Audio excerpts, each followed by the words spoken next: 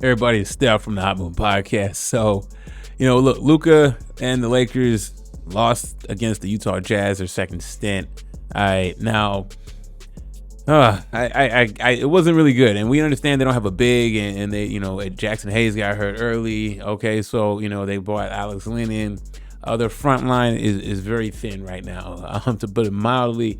But looking at Luka, I understand he's trying to get his condition and just basketball shape, but to the eye test, man, he still looks fat. Okay, and fat in terms of like for NBA standards. Okay, I get it. He's a bucket getter and all that, but look, Stephen A. Smith made a very interesting point on First Take. Okay, he basically, hey, can you call him Luka fat without calling him fat, and it being a major concern going forward.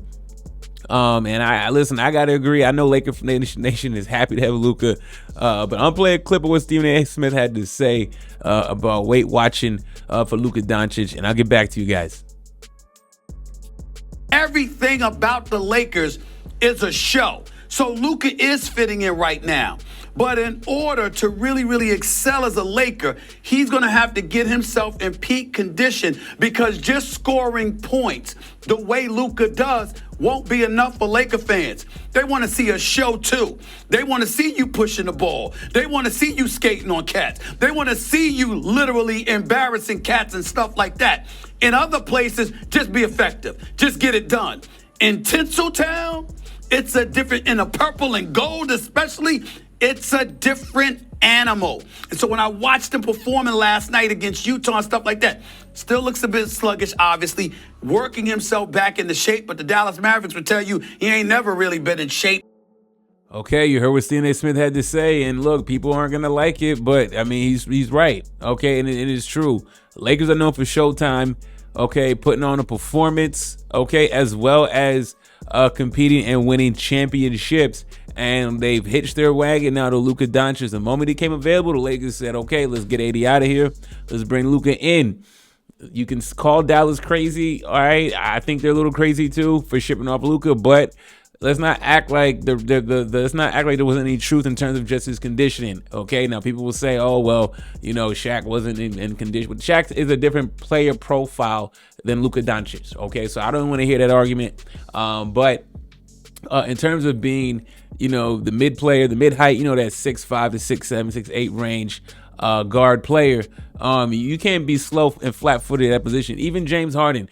You know what I'm saying? Luka has a lot of similar games to James Harden, but James Harden was very high conditioning, okay? And he's gotten in shape over the last few years, right? So can Luka, can he get in shape? I'm not saying he has to be cut or be ripped, but he needs to be toned up. All right, I know his game is a little more flat-footed.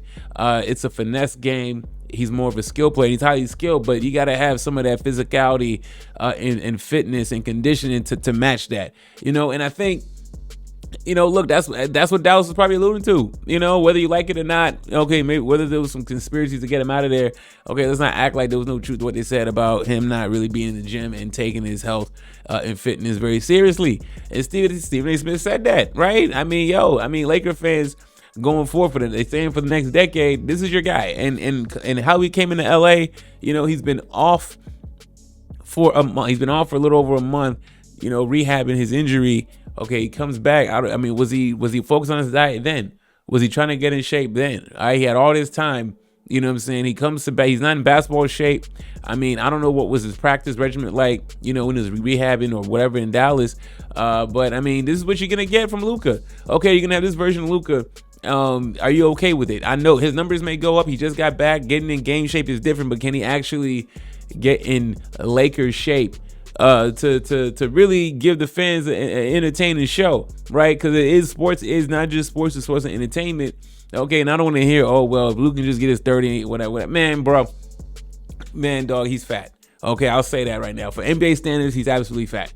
Okay, and he needs to tone up and get his condition up. I'm not buying into him being around LeBron James that all of a sudden he's gonna magically want to get in shape and LeBron's gonna rub off. I don't see that happening.